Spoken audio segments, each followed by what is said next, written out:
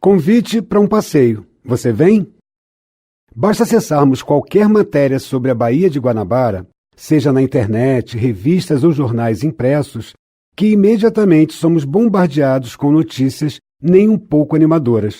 Geralmente, essas mesmas notícias, logo no seu início, falam sobre as belezas naturais encontradas na Baía e no seu entorno. O que não são poucas, mas logo depois surgem os fatos ruins, que sempre acabam pesando mais e fazendo com que todos pensem numa Baía de Guanabara feia, suja e morta. Para quem mora distante e não tem acesso a ela, e principalmente para quem não pode vê-la, fica uma sensação de que não existe uma solução, de que não há mais jeito, o que, na verdade, prejudica mais ainda a sua recuperação, pois quanto mais ficamos descrentes, menos atenção positiva a Bahia recebe. E, por fim, acreditamos que ela é uma causa perdida. Mas, se eu te contar que, apesar de tudo, a Baía de Guanabara não desistiu, que tanto ela quanto a vida que há nela persistem e seguem se regenerando a cada dia que passa, apesar de tudo, você acreditaria em mim? Se você acredita, nós, do Projeto USA, que é patrocinado pela Petrobras, convidamos para um passeio pela Baía de Guanabara, para que possa conhecer um pouco da sua história, sobre como ela vem sobrevivendo e o que podemos fazer para ajudá-la, cuidando melhor do ambiente em que vivemos. A história da Baía de Guanabara começou a mudar no ano de 1502, a partir da sua descoberta pelos europeus, e com isso, mudando também a história das florestas, ilhas, pântanos, manguezais, brejos, restingas, praias, rios, dentre outros ambientes naturais, que até então, e assim como ela, eram altamente conservados. Nessa época, os habitantes originais das terras da Guanabara eram os índios que viviam em aldeias ou tabas, distribuídas ao longo do Rio de Janeiro. Os índios tupis viviam harmoniosamente no ambiente, retirando da natureza apenas o que iriam necessitar, deixando sempre que os recursos naturais se recuperassem para que não deixassem de existir. O uso dos recursos naturais pelos índios era voltado para as suas construções, tratamento de doenças, alimentação, produção de artesanato, construção de embarcações, coleta de lenha, frutos ou sementes, e produção de armas para caça e embates contra as tribos. Cada tipo de ambiente era importante para fornecer o que era preciso, ou seja, nas florestas com vasta mata atlântica, caçavam capivaras, pacas, antas, porcos do mato e muitos outros animais. Nos manguezais coletavam caranguejos, ostras e peixes. Nas restingas encontravam frutas como a pitanga, o caju e o maracujá. Da Baía de Guanabara retiravam diversos tipos de peixes como os robalos, as tainhas e até mesmo as baleias. Os índios dominavam o fogo, a navegação e a agricultura, plantando milho, batata doce, abóbora, frutas, feijão e mandioca. Todas essas atividades que eles desenvolviam, mesmo causando algum tipo de impacto ambiental, não eram significantes, pois as suas populações eram bem menores do que as de hoje, e havia tempo para a natureza se recuperar. A extração de bens e de recursos não chegava a causar danos em alto grau ou irreversíveis, já que o seu modo de vida era totalmente sustentável, sendo positivo para eles e para o meio ambiente. À medida que a cidade do Rio de Janeiro foi sendo ocupada por novos habitantes de outro continente, o meio ambiente foi ganhando uma outra forma. O que antes era totalmente preservado começou a ser degradado. E essa degradação foi crescente. Isso devido à necessidade de desenvolvimento social, econômico e urbanístico, voltados à nova população que ia ocupando diversos espaços. O resultado dessa expansão foi tal que, da mesma forma que a população e o processo de industrialização aumentavam, parte da paisagem do Rio de Janeiro e, com isso, o entorno da Baía de Guanabara eram alterados. Os elementos naturais eram gradativamente substituídos por construções para viabilizar o desenvolvimento da indústria, do transporte, do comércio e das moradias. A questão é que diversos desses ambientes estavam próximos ou diretamente ligados à Baía de Guanabara, fossem restingas, manguezais, lagoas, brejos, e exerciam uma grande influência uns nos outros e no equilíbrio ambiental como um todo. O primeiro grande vilão dessa história foi o cultivo da cana-de-açúcar para exportação, que provocou o desmatamento de grandes áreas de florestas, sendo posteriormente substituído pelo cultivo do café e pela citricultura, que é o cultivo de frutas cítricas, como a laranja e o limão. O objetivo dos cultivos era principalmente o de atender ao comércio exterior, e com isso a infraestrutura necessária foi responsável pela grande redução de uma enorme extensão de áreas naturais e ecossistemas. Antes do processo de poluição, desmatamento, queimada e aterro dos ecossistemas no entorno da Baía de Guanabara, e mesmo durante cerca de 400 anos após a chegada dos europeus aqui no Brasil, os organismos que habitavam a baía representavam uma rica fonte de alimento para as populações que viviam aqui, o que atualmente já não é mais uma realidade, pois com o tempo os tipos de impactos apenas aumentaram e se diversificaram. O crescimento populacional após a vinda da família real para a cidade do Rio de Janeiro no ano de 1808, resultando em 60 mil novos habitantes, criou um verdadeiro problema habitacional, que seguiu aumentando e atingindo, no ano de 1930, o número de 1.400.000 habitantes, causando mais impacto, sendo uma das principais vias o aumento da produção do esgoto doméstico e, posteriormente, a sua canalização e lançamento diretamente na Baía de Guanabara. Produzia-se também muito mais lixo, que desde o início do processo de urbanização era despejado em manguezais aterrados e, posteriormente, em outros ambientes naturais, que, com o tempo, foram sendo degradados.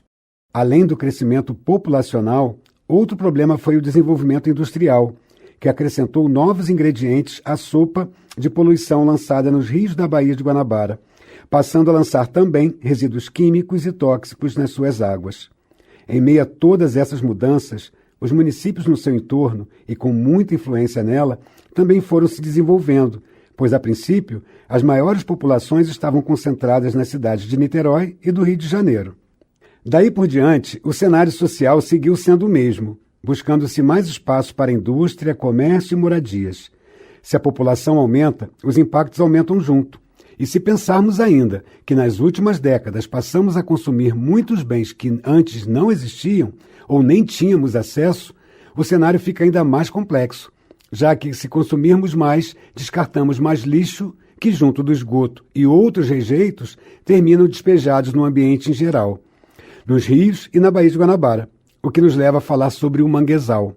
Grande parte do lixo, dos resíduos sólidos que são levados pelos rios e desembocam na Baía de Guanabara, terminam no manguezal, onde ficam presos no solo e nas raízes das árvores, contaminando e tirando os animais das suas casas. Por isso, não temos como falar sobre a Baía de Guanabara e não falar dos manguezais e sobre a sua importância. Agora que você já conheceu um pouquinho sobre a Baía de Guanabara, nós te perguntamos, você já teve algum contato com ela? Pelo menos já banhou os seus pés em algumas das suas praias ou caminhou na areia? São 44 praias distribuídas por diferentes municípios e que possuem um grande valor cultural e socioambiental, pois além do seu papel ecológico, constituem um ambiente agradável para passeios e atividades recreativas, e principalmente que pode ser frequentado por todos. É claro, sempre buscando se informar se a praia está ou não própria para o banho, ou seja, se naquele momento o nível de poluição da água está ou não acima do aceitável. Preocupação essa que os índios que habitavam essas terras não precisavam ter, e mesmo os europeus antes da colonização do Brasil. A Baía de alguns séculos atrás, de águas verdes, calmas e limpas, livre de contaminação, deu lugar a uma outra, que continua sendo um dos lugares mais lindos do mundo, por todo o conjunto cênico em que está envolvida, com ilhas e ainda montanhas, praias e florestas à sua volta. Porém, muita coisa mudou, e não de uma maneira boa. Antes de tudo, acredito que seja importante explicar o que é uma baía. As baías se formam quando a água do mar avança para o interior do continente e temos uma porção de água rodeada por terra. No caso da Baía de Guanabara, a terra no seu entorno, ou próxima, constitui os municípios de Niterói, São Gonçalo, Itaboraí, Tanguá, Magé, Guapimirim, Duque de Caxias, São João de Meriti, Belfor Roxo, Mesquita, Nilópolis e Rio de Janeiro. E, parcialmente, Maricá, Rio Bonito, Cachoeiras de Macacu, Petrópolis e Nova Iguaçu. Uma das grandes influências desses municípios na Bahia diz respeito à água dos seus rios, que no seu curso levam o lixo e o esgoto, despejados pela população e sem tratamento, modificando a qualidade da sua água e o seu equilíbrio, tornando-se um ambiente poluído e ganhando outra denominação, a de valão. É claro que não podemos culpar apenas a população e as comunidades específicas, já que nem todos os municípios podem contar com uma coleta de lixo adequada. E da mesma maneira, sem o saneamento básico que destinaria corretamente o esgoto para as estações de tratamento. Levando em conta também que a educação ambiental, que orientaria as pessoas sobre como lidar melhor junto ao meio ambiente em que vivem, ainda não tem todo esse alcance. Porém, apesar desse cenário, a Baía de Guanabara ainda abriga uma fauna riquíssima, assim como a flora nos ecossistemas próximos. Mesmo com todo o desequilíbrio ambiental dos últimos tempos, num passeio rápido, de barco ou em algumas de suas praias, é possível notar aves, tartarugas marinhas, peixes em cardumes ou saltando da água. E no mergulho, mesmo nos locais que aparentam estar mais impactados, como o atracadouro das barcas, que faz o trajeto Rio-Niterói, em que percebe-se a água mais suja, ou mesmo próximo às ilhas como a Ilha das Cagarras, que não é tão afastada assim de áreas urbanas e tem ainda grande influência da Baía de Guanabara, será possível notar uma grande diversidade de peixes e demais organismos que se adaptaram às atuais condições e que sobrevivem graças à frequente renovação das águas da baía, devido à influência do Oceano Atlântico. Os manguezais são ambientes de transição entre a terra e o mar, e que possuem características únicas, dentre as quais uma grande responsabilidade na manutenção da vida marinha, dentre outras sobre as quais iremos falar aqui. Na época do descobrimento do Brasil, os manguezais com as suas muitas árvores ocupavam todo o entorno da Baía de Guanabara, próximas aos rios, começando no bairro de Botafogo e por toda a sua extensão, delineando onde termina o ambiente marinho e aquático e inicia o ambiente terrestre. Porém, com o desenvolvimento urbano da região, a degradação dos manguezais foi crescente, restando atualmente apenas 23,64% de área preservada, se comparado ao que os portugueses encontraram na época da colonização. Ele, que desde sempre foi visto por muitos como um ambiente lamacento, sujo e mal cheiroso, possui uma grande importância ambiental, cultural, econômica e social. Além de ser importantíssimo para a manutenção da vida marinha, as suas árvores e o solo auxiliam na captura do gás carbônico da atmosfera, reduzindo os gases que causam o efeito estufa e, com isso, o aquecimento global, até mais do que os outros tipos de florestas. A sua rica fauna, composta por peixes, caranguejos, moluscos, pequenos mamíferos e aves, fornece alimento e sustento para muitos pescadores artesanais e catadores de caranguejo. A associação que fazem do manguezal com o lixo ou o mau cheiro se dá justo por nossa culpa, pois essa sempre foi uma área escolhida para o despejo de resíduos e de esgoto, ou para a queima de lixo. Se você desejar saber se essa é uma informação verdadeira e tiver a curiosidade de descobrir, experimente então ir até um manguezal conservado, ou caso more no Rio de Janeiro, ou tiver a possibilidade de viajar, visite a área de proteção ambiental de Guapimirim, que é a APA de Guapimirim, onde está a maior faixa preservada de manguezal do estado do Rio de Janeiro. Quando você estiver no barco e em meio ao manguezal, respire fundo. Com certeza, perceberá que de mau cheiro não há nada. E, pelo contrário, sentirá um cheiro bom e característico desse ambiente. Poderá sentir o ar puro, ouvirá o canto dos pássaros e, se estiver ventando, o balançar das árvores, que podem ser pequenas, médias ou grandes, uma ao lado das outras, muitas vezes entrelaçadas pelas suas raízes, que no caso do mangue vermelho, uma das 3 espécies de árvores de mangue que tem por lá, ficam acima do solo como se fossem escoras, capazes de sustentá-las no solo úmido e fofo, bem diferente das árvores que encontramos nas florestas, nas praças e em outros lugares que frequentamos, tanto no campo quanto em áreas urbanas. E não é apenas o solo do manguezal que é diferente. A água do rio, que corre banhando as suas margens e inundando o solo na maré cheia, é uma mistura de água doce e salgada, que chamamos de salobra, justo porque se encontra com a água do mar. O solo do manguezal tem a terra bem fina e misturada a restos de galhos, folhas e demais tipos de matéria orgânica, que vão sendo decompostos por diversos tipos de micro-organismos com o tempo. E, aliás, essa é uma das origens do cheiro característico desse ambiente, pois como resultado da decomposição da matéria orgânica, é liberado um gás com esse odor característico. Toda essa matéria em decomposição torna o solo e a água ricos em nutrientes, que têm uma função especial, servindo de alimento para muitos organismos, como as larvas de peixes e de caranguejos, dentre outros. Mas o que muita gente não sabe é que o manguezal também é conhecido como o berçário da vida marinha, pois diversos organismos encontram nele tanto abrigo quanto alimento durante as suas primeiras fases de desenvolvimento, partindo em direção ao mar apenas após estarem suficientemente desenvolvidos. A parte ruim que eu tenho para falar agora é que os manguezais que antes ocupavam quase toda a margem da Baía de Guanabara, próxima aos rios, agora restringem-se apenas à APA de Guapimirim. Isso mesmo. Pensemos então, se acabarmos com o berçário da vida marinha e com o lugar onde diversos organismos vivem e se alimentam, como é que o manguezal terá a mesma capacidade de manter a diversidade e a quantidade de organismos de que a Baía de Guanabara necessita para voltar a ser como era? Essa é uma questão importante, já que parte da devastação dos manguezais do Brasil apenas pôde ser freada com a criação de áreas de proteção ambiental, que impedem esse tipo de crime. Uma reflexão importante é que mesmo que não estejamos no manguezal, ou que nunca tenhamos ido a um, o nosso lixo sempre acaba chegando por lá e causando um grande estrago.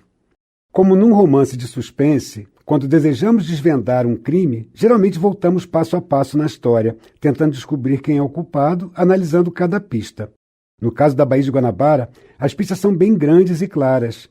Como falamos anteriormente, e uma das maiores, que pode ser percebida num simples caminhar pelas ruas ou num comercial de TV, onde vende-se de tudo, tudo que um dia acabará sendo descartado, é o lixo. Outra pista diz respeito a que tipo de lixo é esse, já que o lixo que se despejava há séculos e o tipo de lixo que se despeja atualmente não é o mesmo. Mesmo já no século XX, na década de 80, por exemplo, quando a população dos municípios do entorno da Baía de Guanabara já era significativamente grande, já não se descartava tanto plástico. As garrafas de refrigerante eram retornáveis e feitas de vidro. As bolsas de supermercado eram feitas de papel, assim como muitas embalagens de produtos que consumíamos, como o açúcar e a farinha de trigo também. Não havia tanto plástico sendo vendido e a preços tão baixos. E, geralmente, quando eram, a qualidade era melhor, e com isso a durabilidade, impedindo que logo estragassem e fossem descartados. Uma rápida visita ao supermercado e logo notamos que atualmente até os legumes vêm embalados em plástico. Com o tempo, mudamos também o nosso padrão de consumo. Passamos a comprar mais e a consumir mais objetos descartáveis, que por vezes ficam por poucos segundos ou minutos nas nossas mãos, como uma embalagem de chocolate, um canudo ou um copo de água descartável. Todos esses resíduos, se não tiverem destino na coleta seletiva, quando o lixo é separado e enviado para reciclagem, inevitavelmente terminarão acumulando-se no ambiente terrestre, nos rios, manguezais, mares, oceanos e nos lixões ilegais ou aterros sanitários, levando, na maioria das vezes, séculos para se decomporem. Um bom exemplo é se imaginarmos que se em 1500 já se usasse plástico, o lixo que veio nas caravelas ainda estaria por aí flutuando, nos rios e praias, estampados com brasão real, da mesma forma que encontramos restos de cerâmica com origem indígena nos sítios arqueológicos ou os sambaquis, que são montanhas de restos de conchas de moluscos junto de outros artefatos que datam da pré-história e que podem ser encontrados no litoral do Brasil. A grande diferença é o tipo de impacto que cada resíduo causa no meio ambiente.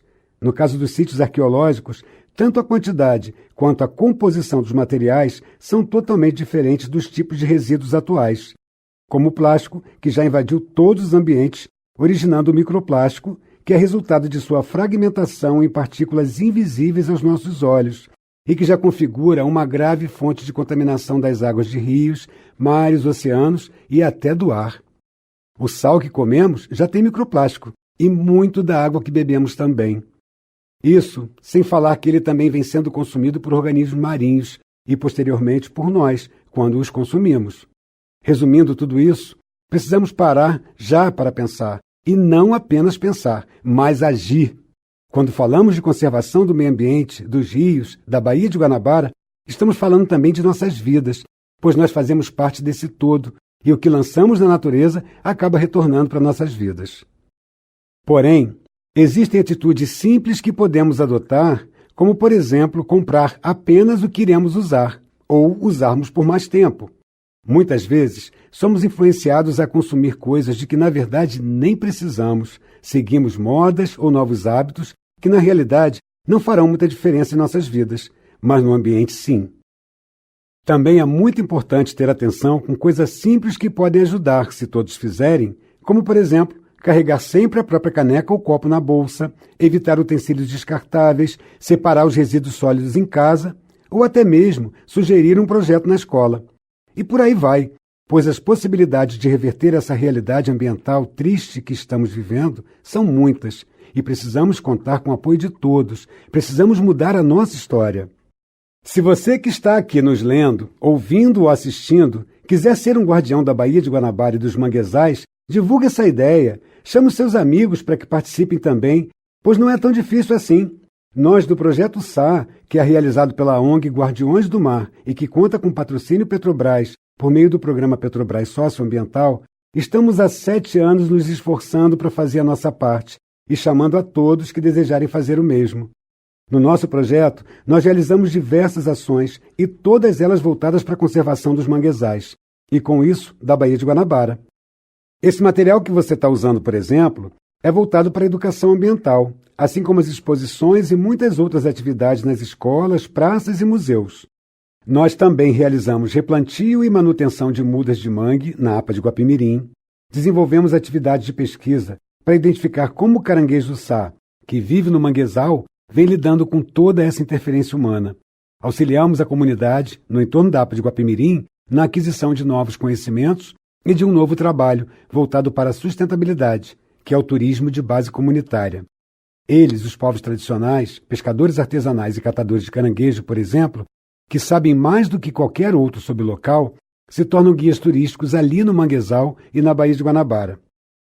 Além disso, todo ano nós fazemos faxina nos manguezais, na Operação Limpa Oca, quando essas comunidades parceiras dos municípios próximos à APA vão para o mangue retirando toneladas de lixo. Para você ter uma ideia, até hoje foram retirados 22 quilos e 700 gramas de lixo de lá. Imagine que um carro pequeno pesa em média 940 quilos, certo? Ou seja, 22 toneladas de lixo retirado do manguezal equivaleriam a um pouco mais de 22 carros, o que nos leva a pensar sobre o que aconteceria se ao longo desses últimos anos esse lixo não tivesse sido retirado do manguezal. Cada um de nós sempre pode fazer algo. Nós limpamos e plantamos manguezais e disseminamos boas práticas. Você pode se tornar, a cada dia, um consumidor mais consciente e alertar outras pessoas também. E assim por diante. Muito obrigado por vir com a gente nesse passeio. Esperamos que tenha curtido e que deseje retornar. Tornar.